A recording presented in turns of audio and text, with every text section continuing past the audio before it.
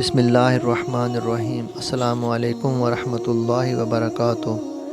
ناظرین گرامی، امام مہدی رضی اللہ عنہ کے ظہور کا زمانہ قریب آ چکا ہے۔ یہ بات تو ہم گزشتہ کئی دہائیوں سے سنتے آئے، لیکن حالیہ دنوں میں ایسا کچھ ہوا ہے جس کی بنا پر ہم یقین سے کہہ سکتے ہیں کہ امام مہدی کا ظہور کا زمانہ نزدیک آ گیا ہے۔ بلکہ اگر ہم یہ کہیں کہ دجال کے نکلنے کا اور امام مہدی رضی اللہ عنہ کے ظہور کا وقت ایک ساتھ نزدیک آئے گا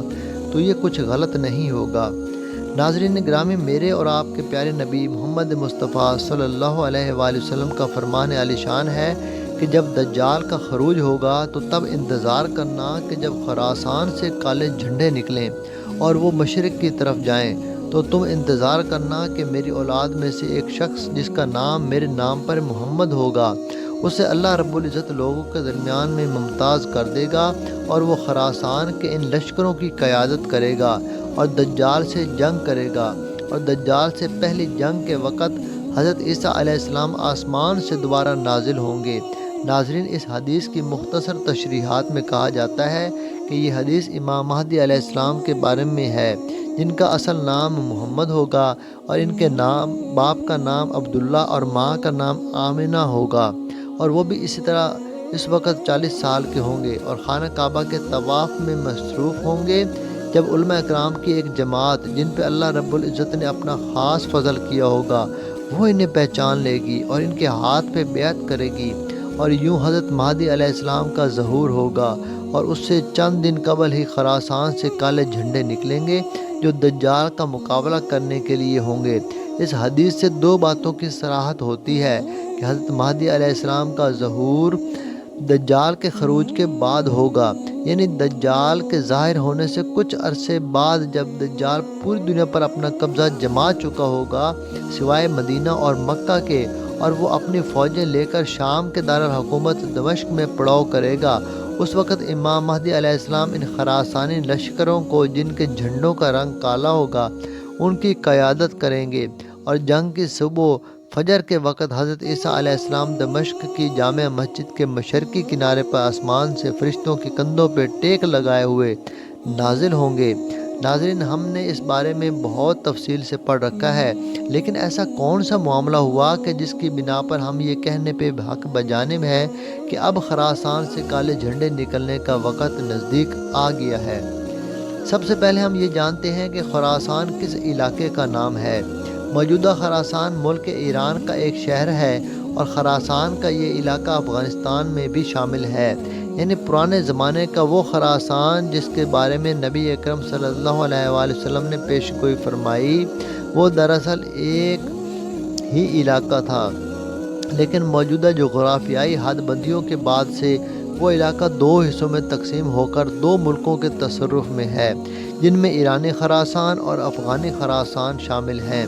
ناظرین، اب ہم اس معاملے کی طرف چلتے ہیں کہ جو اس طرف اشارہ کر رہا ہے کہ عن قریب خراسان سے کالے جھنڈوں کا ایک لشکر دجال کا مقابلہ کرنے کے لیے نکلے گا۔ ہم جانتے ہیں کہ نبی اکرم صلی اللہ علیہ وآلہ وسلم کی احادیث مبارکہ کے مطابق، جن میں انہوں نے قیامت کی نشانیاں بیان فرمائی ہیں، ان میں کہا گیا ہے کہ دجال کے خروج سے پہلے مسلمانوں اور عیسائیوں نے مل کر یہودیوں سے جنگ کرنی ہے، اور اس کے بعد مسلمان اور عیسائی آپس میں جنگ کریں گے، اور اس دوران دجال کا خروج ہوگا۔ تو ناظرین، وہ آخری جنگ کون سی ہے جو اس معاملے کو اس جنگ تک لے کے جائے گی جس میں یہودی ایک طرف اور مسلمان اور عیسائی دوسری طرف ہوں گے؟ ناظرین، آپ جانتے ہیں کہ کچھ دن پہلے فلسطین کی جانب سے اسرائیل پر حملہ ہوا، اور اب اسرائیل پوری طاقت سے غزہ پہ بمباری کر رہا ہے، اور اس میں اس کا ساتھ دنیا کی کئی حکومتیں دے رہی ہیں۔ انہی دنوں ایک ایسی خبر آئی جس نے اس چیز کے امکانات روشن کر دیے کہ شاید اب عیسائی مسلمانوں کے شانہ بشانہ یہودیوں کے ساتھ لڑیں گے۔ وہ خبر یہ ہے کہ عیسائیوں کے سب سے قدیم چرچ کی جو فلسطین کے علاقے میں قائم ہے اور جس کی تاریخ سن 425 عیسوی تک جاتی ہے، کل کی خبر کے مطابق عیسائیوں کا وہ چرچ اسرائیلی بمباری کے نتیجے میں تباہ ہو گیا ہے۔ یہ وہی چرچ ہے جس میں حضرت عیسیٰ علیہ السلام کا وہ کپڑا جس میں انہیں لپیٹا گیا تھا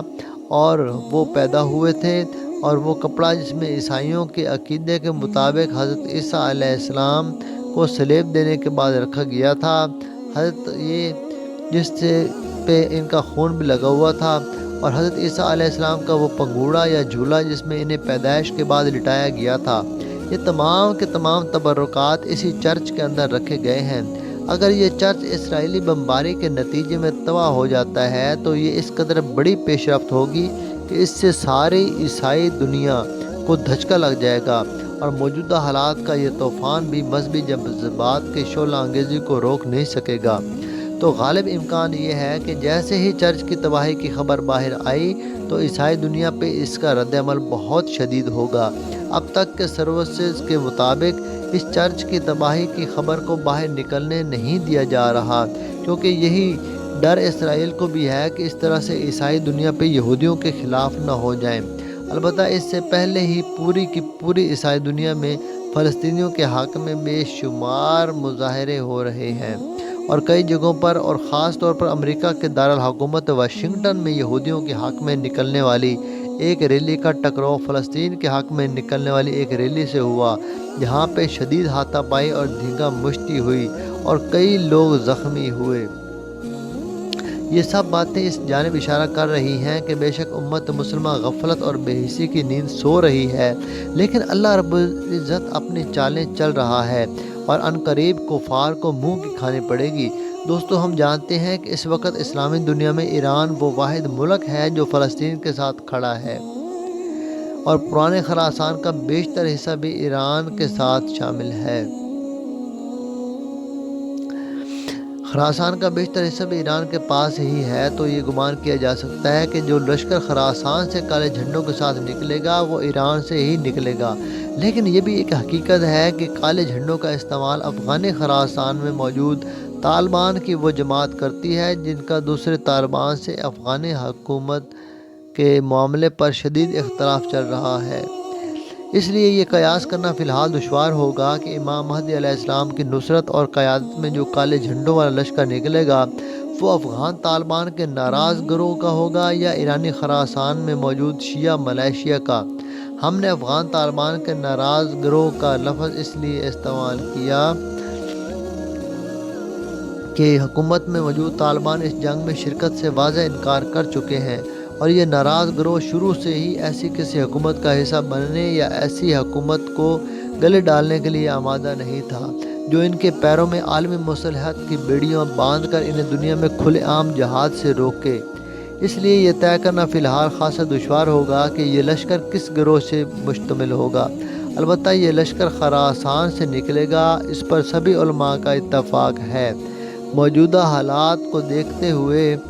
دنیا کے ری ایکشن اور حالات اسی جانب اشارہ کر رہے ہیں کہ اب دجال کے خروج کا وقت بھی نزدیک آتا جا رہا ہے۔ جیسے ہی اس چرچ کی تباہی کی خبر باہر آئی ویسے ہی یہ حالات مزید کشیدہ ہوتے چلے جائیں گے، اور سب سے پہلے دجال کا فتنہ ہمیں اپنے گھیرے میں لے لے گا۔ اللہ رب العزت سے دعا ہے کہ دجال کے اس فتنے سے جس میں مسلمانوں کی اکثریت گرفتار ہو چکی ہے، اس سے ہمیں محفوظ رکھے اور ہمارا ایمان سلامت رکھے، اور دجال کی وہ نشانی کہ اس کے ماتھے پر کافر لکھا ہوگا ہمیں وہ دیکھنے کی توفیق عطا فرمائے، کیونکہ صرف وہ صاحب جمال ایمان دیکھ سکیں گے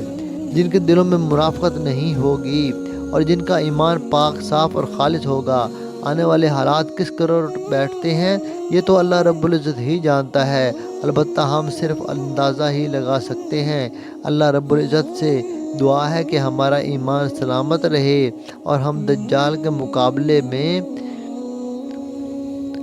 لڑنے والوں میں شامل ہو، نہ کہ دجال کے ساتھ شامل ہونے والوں میں ہمارا نام لکھا جائے۔